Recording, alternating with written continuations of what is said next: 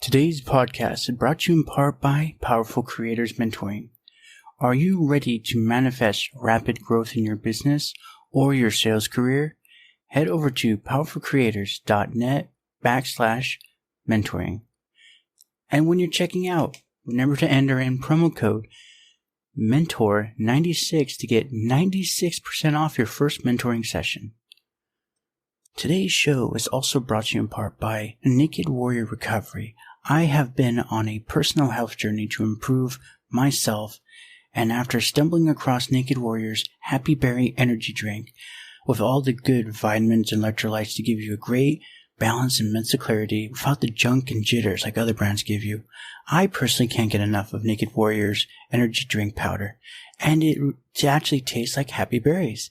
Click the link in the bio and type promo code JBolton at checkout for 20% off. Welcome to the Josh Bolton Show, where we dive into interesting and inspiring conversations. And now, your host, Josh Bolton.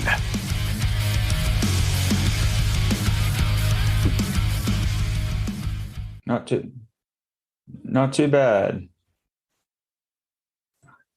Hold on 2 seconds. It's all good. There we go. Cool. What's going on? Not much in yourself? Not shabby. Whereabouts are you based? Like Southern California area. How about you? Nice. Yeah, Tampa, Florida. Nice. Yeah, well, we got a couple thousand miles between us. Exactly. So tell me, how did we connect? I think it was Matchmaker. Gotcha. Or okay, cool. Podcast Virtuoso, a virtual assistant one. Yeah, be Matchmaker. Yeah, gotcha. You have so many. We're like, where did I get you from? Oh yeah, well we are getting booked on over 100 podcasts this month alone. So oh shit, I got a whole lot of stuff going on. So I don't know. Yeah, I'm like, okay, who am I talking to? Who's your audience? It helps me understand, and then we can make it happen. Cool. And you're like you say you're the social engineering for like sales and all that? Yep, correct. The way you hesitate, I'm like, wait, did I just say it wrong? No. Yeah, you're right. No, so I was just closing a window. But no, we to help people improve their sales conversations, sales conversions by using behavioral intelligence. So personality types, personality profiling, giving them a feedback loop for the conversations they have, so we can actually tell them like if the person you're talking to, you even have influence over, just by analyzing the call recordings or the emails and things like that. A whole lot of cool stuff. Oh, that's cool. It's funny because I'm trying to get as many shows as I can too. And I had 2 earlier, and that was one of them. They were talking to me, and I'm like, man, if you just asked me this like 4 hours later after my call at 11, I could give you the answer. Because they're like, oh, you're such a nice, like, you almost seem like you're like a friend. I'm like, yeah, that's nice, but at times you don't get sales with this personality. Yeah, so. Well, it comes down to the type of questions you're asking, and a lot of people don't realize that the way they're selling is actually old school, which is actually creating resistance, and that resistance is making the sale harder. So so there's a whole lot of cool new stuff we're doing. Well, how about I'm kind of liking where this is going. How about we give a quick intro of who you are, what you do, and we pick up where we left off. Yeah, no worries. Take it away. Where are you from, Ben?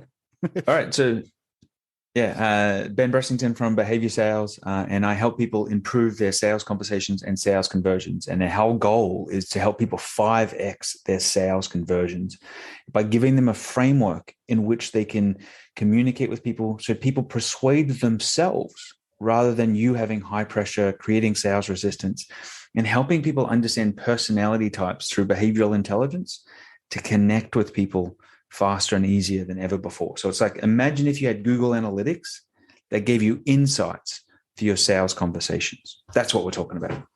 All right. Awesome. That's really good.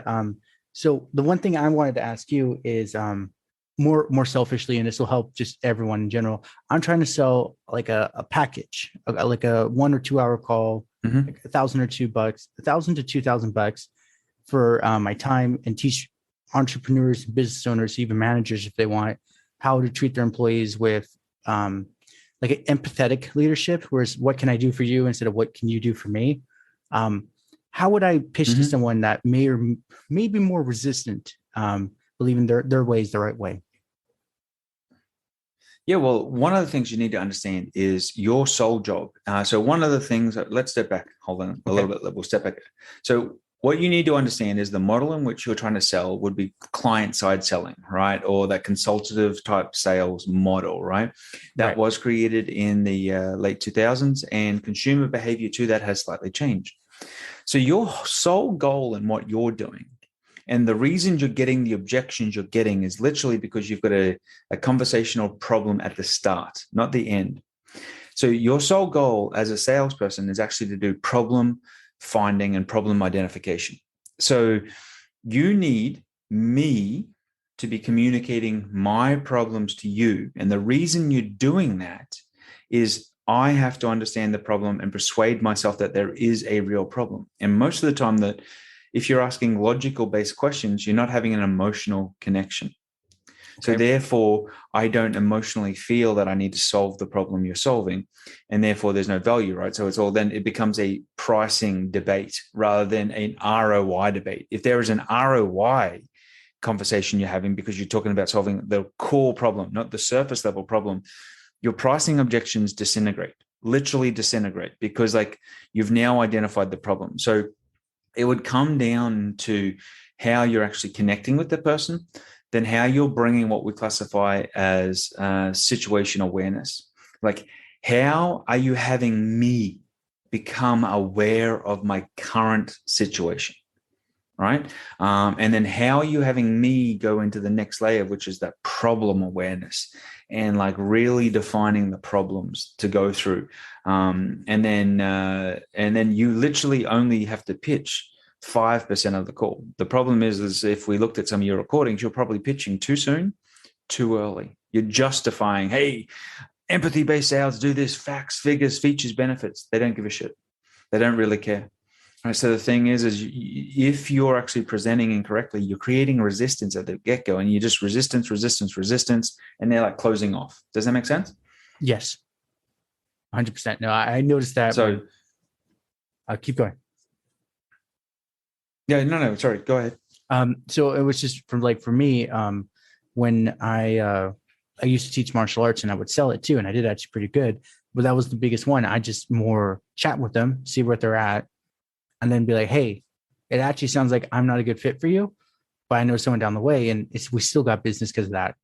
It was just one of those, yeah. So, but like for me, like the pitch, it's more like right now I'm like strategizing, planning. Because when I worked a security gig a couple of years ago, this big like CEO, pretty much making $50K a month, pretty much approached me and said, like, this warehouse is tanking. This is like what got me to where I'm at. Why is my baby dying? Kind of thing. And I just told him, like, well, morale doesn't exist here. You're treating them like robots. They're humans. Like, it's shitty to say, but a W-2 worker, $100 is game changing. Have you thought about like making a game? If no one gets hurt, top 5 winners get $100 each. And that went, and they did it. Yeah. Quick summary of this all. They did it, and they 3X'd in 3 months. Yeah. And it was just one of those 100%. It didn't cost him at worst, like 10 grand total of prizes and taco guy food. And he went from like eating like $300K a day to $1,200,000 a day. So it was just one of those. He actually just handed me a $10,000 check, and I was like, to close my W-2 worker, I'm like, ooh, taxes are gonna suck here. You can have it back. Now I'm sitting here going, damn it. So one of the things you want to be aware of is, so one of the tools we created literally can analyze your email inbox, your Slack, your Teams, whatever the communication channels a company is using. And we can actually show you exactly the 17 different emotions that people are experiencing, who's happy with who's frustrated with who's expressed disgust with someone. Because if they express disgust, it's actually a very problematic emotion in the sense that it causes positive action in a negative way. So it forces them to leave, forces them to stifle your growth if they don't want to leave. It could force them to do malicious insider type stuff, right? So it's like, if you want to create a real company culture, how do you leverage not surveys and asking questions, but actually analyze like how are we communicating with each other, and what is that emotional impact, and how is that not effective? Even identifying the different personality styles of your entire workplace, just by reading emails, just by analyzing the Slack communication, for example, which kind of brings a whole new opportunity, because you can actually see where there's management misfit, because the manager doesn't understand the personality types on how to communicate to the people on their team, right? That awareness can transform a company quite quickly. So there's huge opportunity in that space too. So is it, you were mentioning, do you have like a software that can read all this and figure it out too, that you're selling? Yeah, so that's the behavioral sales, behavioral intelligence platform. So so it's a software as a service subscription that people subscribe to, and then they implement in their company. And through that, they can apply it to their company culture dynamics. They can apply it to understanding the relationship between their salespeople and their clients and customers. Like, we can do things like predicting churn. We can predict which of your employees are going to be leaving. And right now, 16% of any workforce is literally looking for new work, which is a huge problem for any company. That's 1 in 6 people, right? So that's a very expensive problem that companies need to be solving right now, and that they're getting killed by, particularly if you've got a remote workforce. And then obviously we do really focus a lot on the sales conversations and optimizing sales conversations to help people shorten the sales cycle. And a lot of the time we find that people are asking the wrong questions. They're not using the questions that elicit the emotion from their prospects, and they're just getting into the pitch way too early. Like, they're forcing that sale, and as a result, it's problematic and it's longer, and they're having issues, and that's where we really help them, if that makes sense. So you've mentioned a few times. Can you give an example of the more the emotional questions to prime them for that last 5% of the pitch? What would be some questions we'd need to ask like that?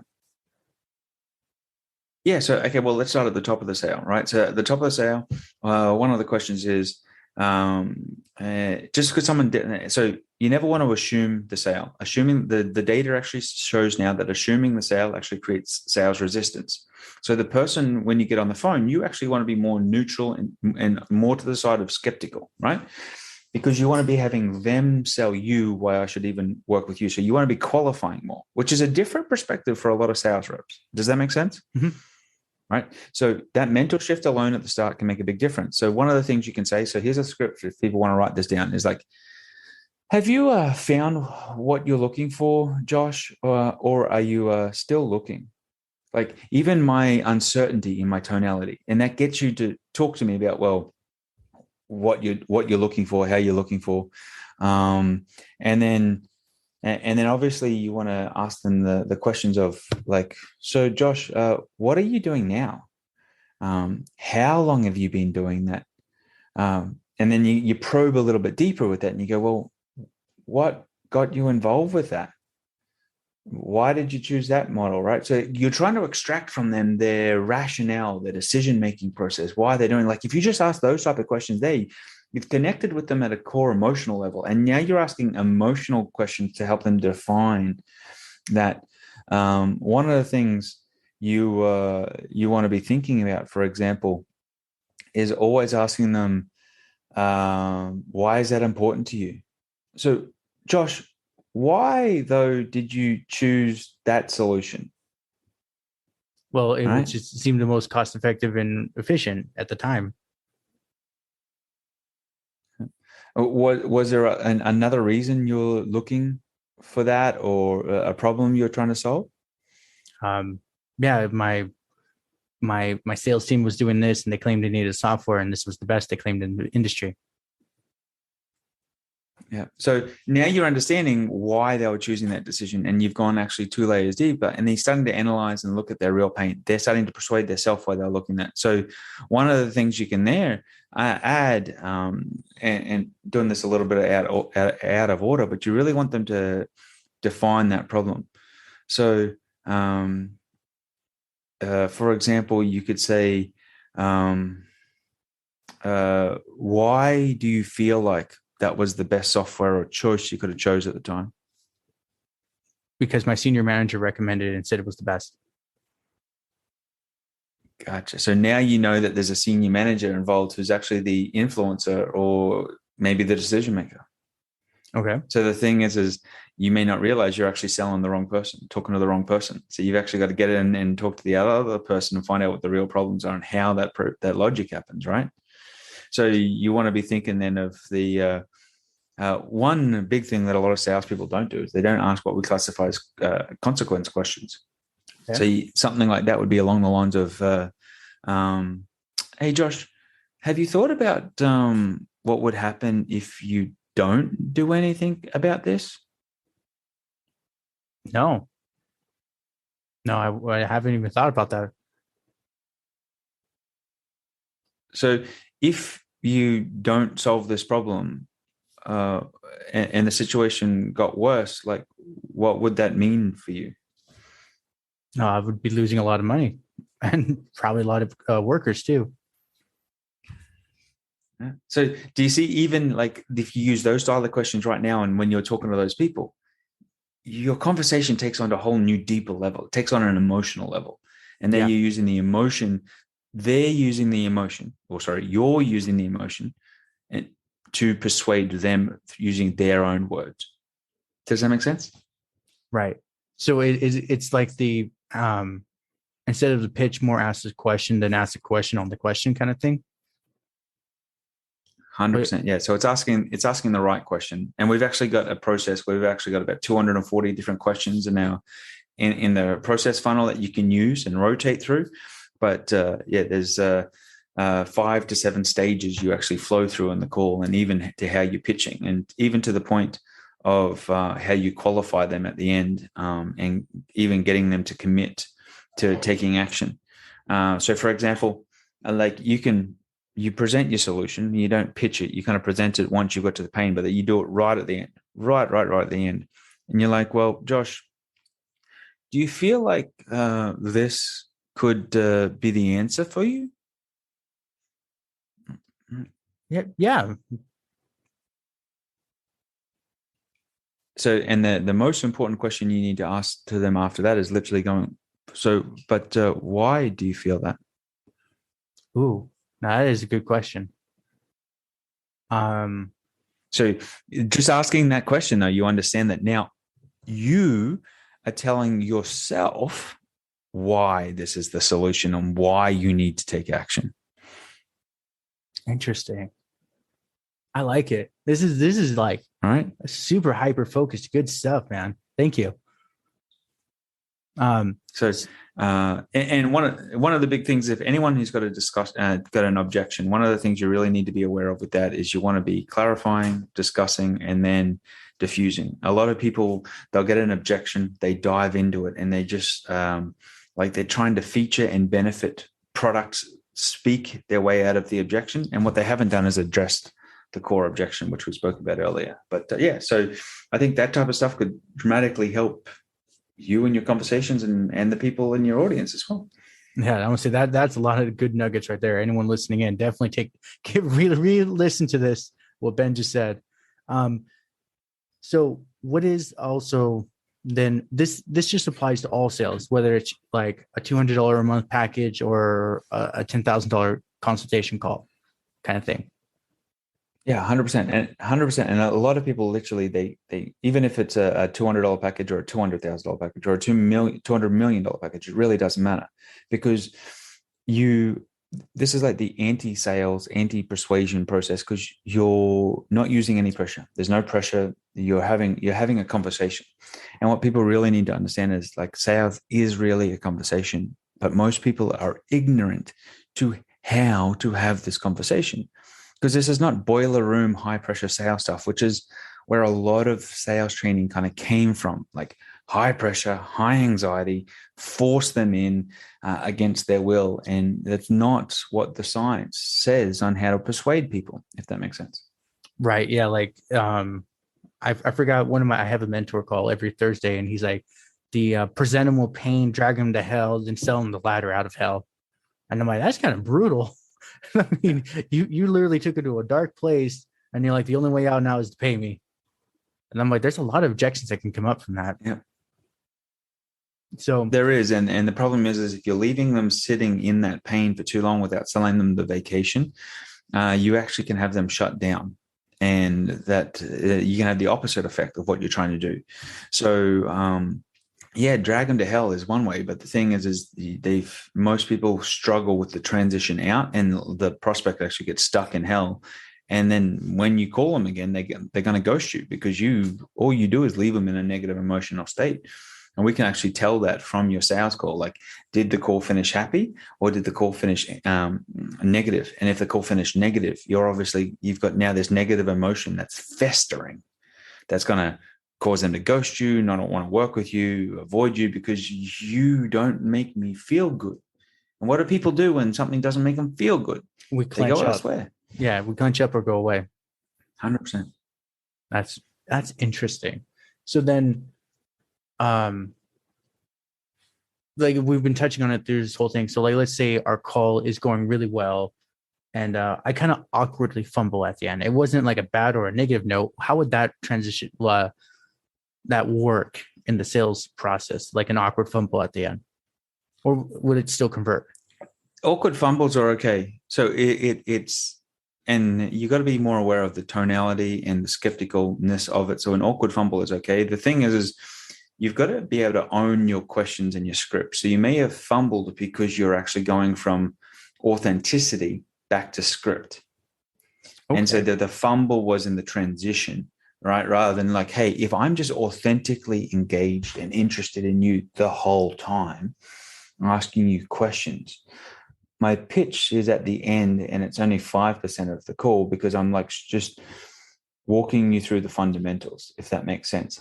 So we find that a lot of people struggle in the position of transitioning from their authentic or rapport authenticity into that like script following. And when they're in that mode, they're failing to actually connect with the person they're talking to. Does that make sense? Yes. Yes, it does. So I'm just thinking, this is one that keeps coming up in my head. Instead of an actual cold call or like an actual phone call, would like a video pitch, same feel, but you're more asking the question, pausing, let them think, then ask the question, like a webinar kind of thing.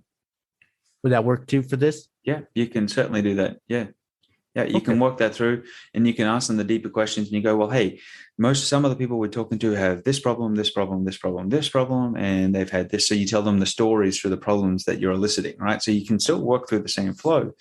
And you're still driving that all home, and you've just been having them ask themselves those better quality questions, which is engaging more emotion. Okay, cool. That's good. So then I'm more curious because you've brought it up a few times, is the personality type. So are we talking like the DISC or the Myers-Briggs personality type, or the more generic like introvert extrovert personality type?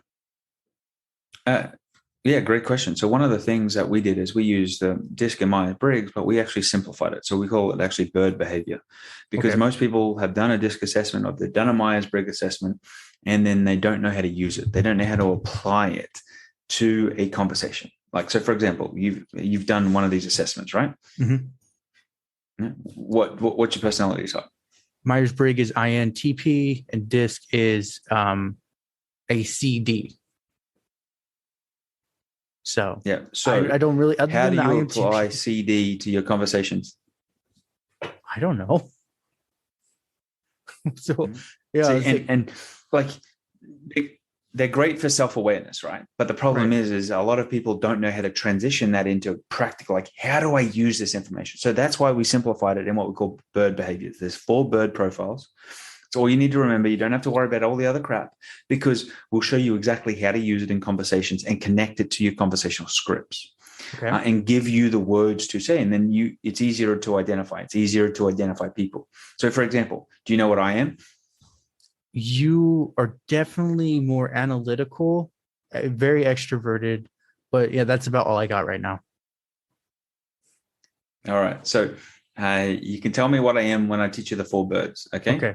And then you can actually start to see. So I'll run you through this process. So first of all, we have what I call, this one's called Vegas. The name is Vegas. but it's the bird. The bird is a peacock, right? And the thing about the peacock is they want to be famous. These are the social media influencers. They hate being bored because they're always like, I'm bored. And they're looking for usually outside stimulus to make them fun and excited, right? They're looking for achievement, recognition. This person is the person who will cut you off to tell their story about a story that's similar to your story, right? They are the social butterfly, and they're always doing that type of stuff. Do you know many peacocks? A lot. Yes. Yeah, okay. exactly, right? And particularly in California, I'm sure you're aware of a lot of peacocks out there, right? Everyone wants to be famous, right? The next one is what I call the pigeon or the dove, depending on how you resonate with it. But the pigeon is, if you think of a pigeon in a park, right? They're a pack animal. They want to be everybody's friend. They're very flighty. Like they will, like the slightest noise, the slightest disturbance, like they will scatter, right? And the thing is that the pigeon, when you're talking to them online, on a sales call, is very flighty as well.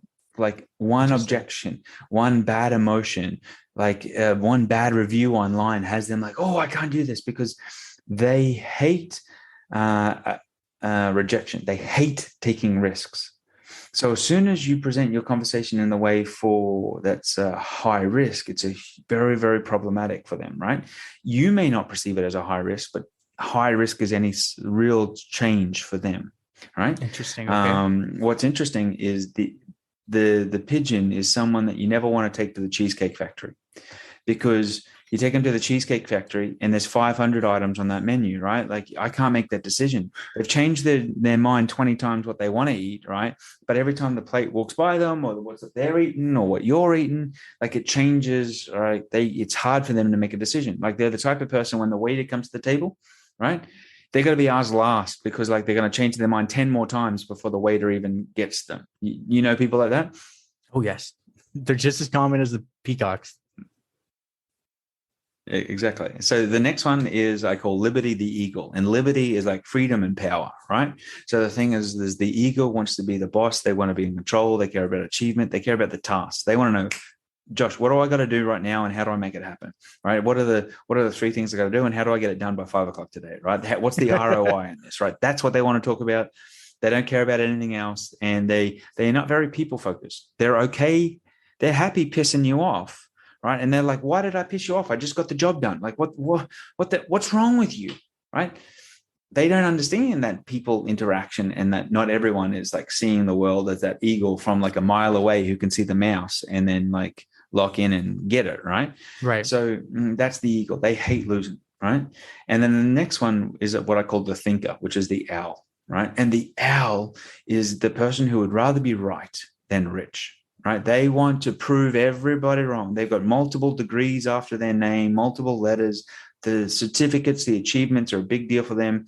They hate uncertainty. They hate impulsiveness. Like when they say they're going to think about it, they're going to think about it. They're going to read every manual, every white paper, right? So you got to be aware of this when you're talking to this person and trying to sell this person, because you're like, hey, Josh, did you read the white paper I emailed over to you, or that was on our site about these features and how it's connected to the workflow functionality? And they'll be like, oh no, I missed that. I really need to read that. You're like, oh, well, and like, so you need to use that research and white paper and that type of validated conversation and language in how you're communicating with them. Because if you don't, they aren't going to get the answers. They need to know how all this stuff works. They want to know the details, where the peacock doesn't care about the details. Does that make sense? Yeah. Yeah, that makes a lot more sense. So what are the 4 birds? Peacock, pigeon, eagle, and owl. Look at that. You're already someone who's mastering personality types, right? Like, and you already can picture each of these people and start to identify them. And it doesn't have to be any complicated than that, right? Right. So to answer your question earlier, you're an eagle. Right. Or am I wrong still? Eagle, peacock is, yeah. Yeah. No, you're 100% right. See, isn't that easier? Like no personality assessment, no fancy stuff. You're like, all right, great. How do I connect with these people now? Because I know who I am. I know what they are. Therefore, you can be more effective in your communication. So just talking on the combination then, because like listening to it, I was not a peacock or a pigeon. I was more predominantly eagle, but with a little bit of the owl. How would you sell to that kind of a personality? Oh, well, that's a great point, because there's usually a prominent, so there's a primary and a secondary personality type, and it all depends on the context, because you might be eagle in certain circumstances, but maybe on financial decisions, you are Al. Or maybe when you're with family members, you're different, right? So you got to be aware of context is really, really important with this. Okay.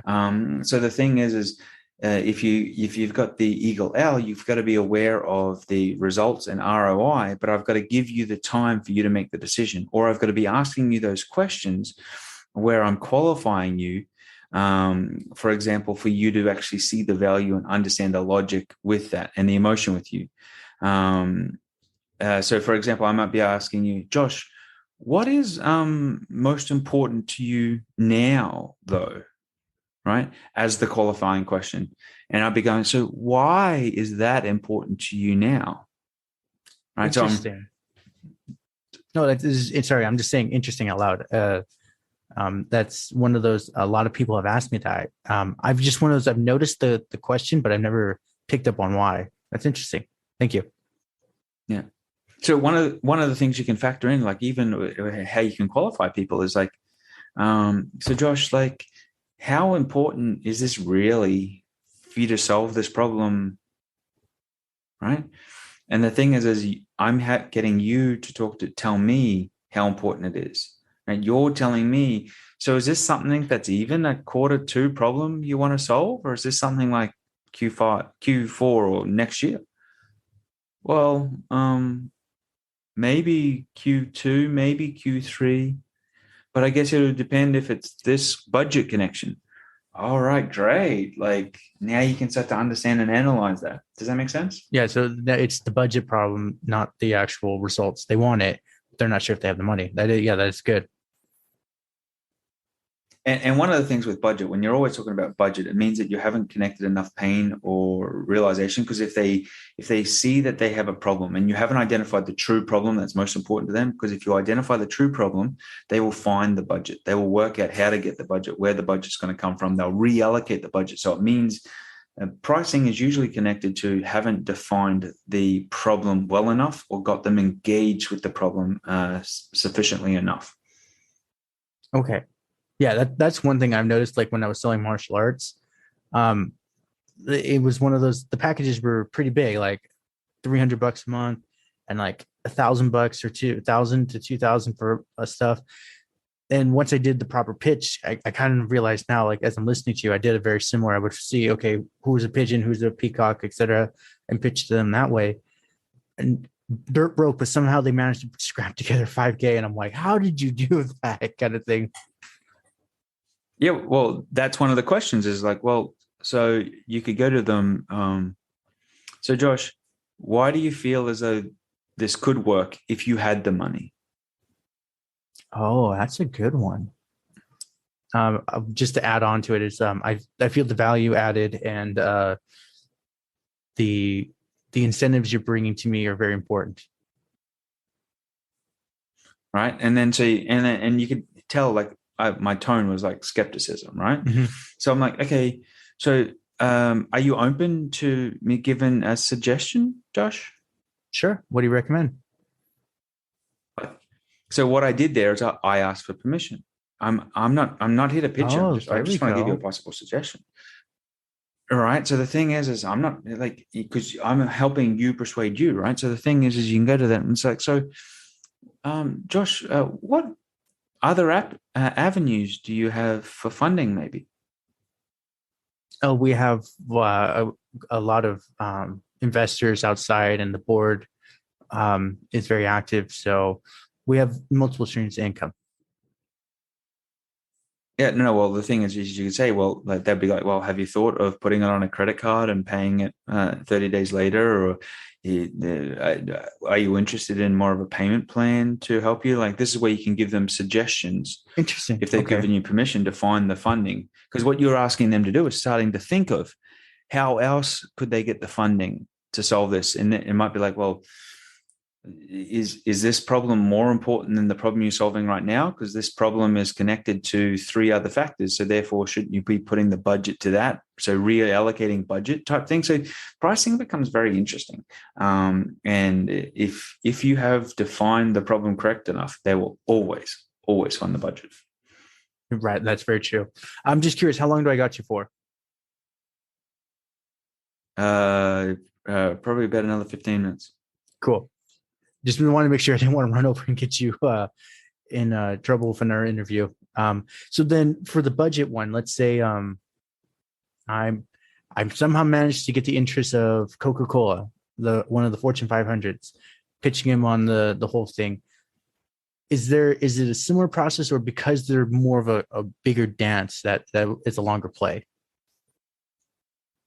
No, it's the exact same process. And this is where people make the mistakes, because you have to do emotional sale with everyone. And one of the things you need to be aware of there is you've probably got to do this emotional dance with, say, 7 people, six and a half people on average. So you may have to do this emotional dance with 6 people or 30 people because of how the conversations flow. And you need to be aware of the personality style with every single one of those people you're talking to.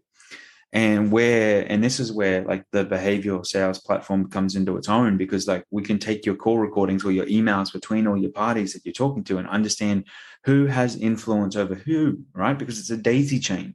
It's like, because Sally's got influence over Jim, but Jim doesn't influence Sally, and Jim's got nothing to do with this other department, so they don't care about him. So it's understanding those social dynamics and how do you lean on them to actually make this work for you? So it's the exact same dance, but with all of them. And where a lot of people go wrong is like, oh, it's Coca-Cola, it's going to be a different presentation.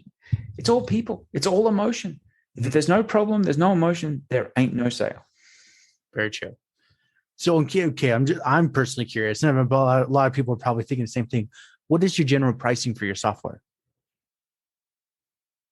The pricing for the behavioral insights element literally starts at a $20 a month subscription. And then it goes up from there if we're doing the sales analysis or if we're doing our coaching program. So we've got a 90-day 5x your conversions coaching program.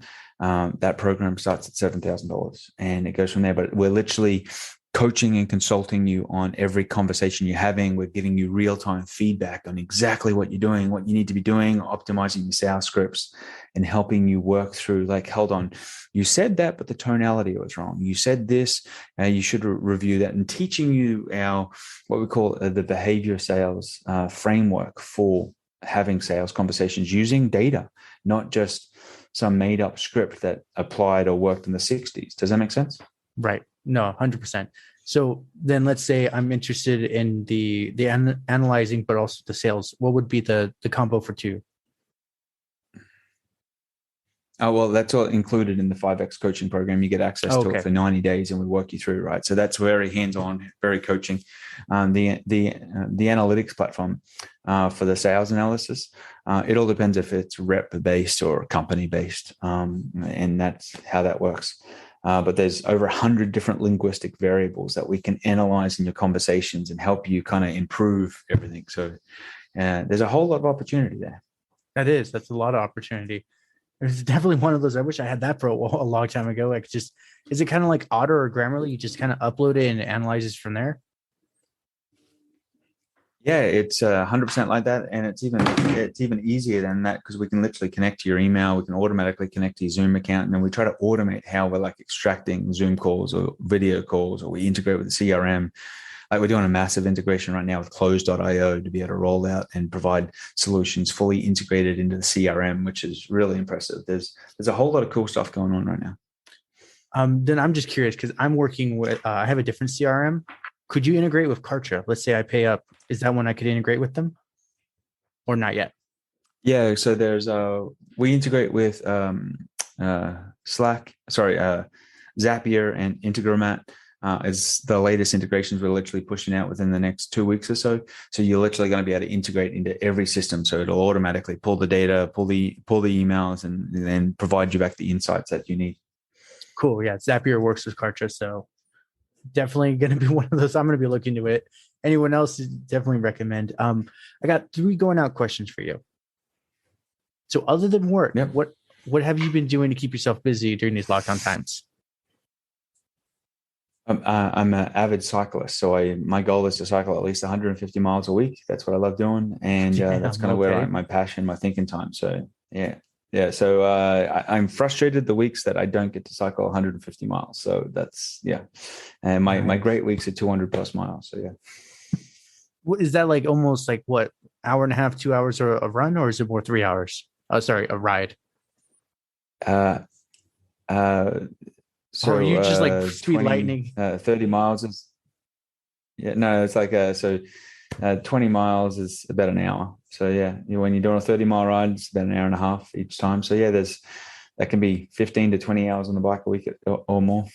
Nice. So then, second question is, someone that's inspired to be like you, start their own SaaS, help people with sales. What are some tips, tricks, or advice you'd give them to start down that path?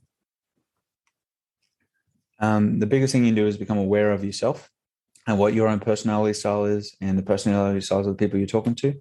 And then learn the right questions to be asking from the get-go, and make sure you're connected into questions that are emotionally driven. And so if you can do that, focus on the conversation and the quality of the conversation, your sales game will be transformed. Perfect. And then where can everyone contact you at? Easy. It's behaviorsales.com. And if they reach out to help@behaviorsales.com, they'll be able to get access to some cool bonuses if they mention this podcast. Perfect. Yeah. So definitely take them up on that. All right, Ben. Absolute honor and a pleasure to have you on. Well, congratulations. You made it to the end. You're an awesome person. Not many make it here. So, being the awesome person that you are, can you do me one more awesome favor? Can you rate and review this on whatever podcast services you're using? If you do it on Apple and you leave an actual written review, I have a thing on my website. I will take your written review and post it for all to see. Congratulations, you're permanently sealed on my site. Otherwise, I am trying to do YouTube more and live streaming. I will try to put as many of the YouTube links in the description of the show as I can. So give your boy some extra help over on YouTube. Watch my videos. I just mute it and change the channel, change the window or something. But that's it. Thank you for being awesome, and see you next time.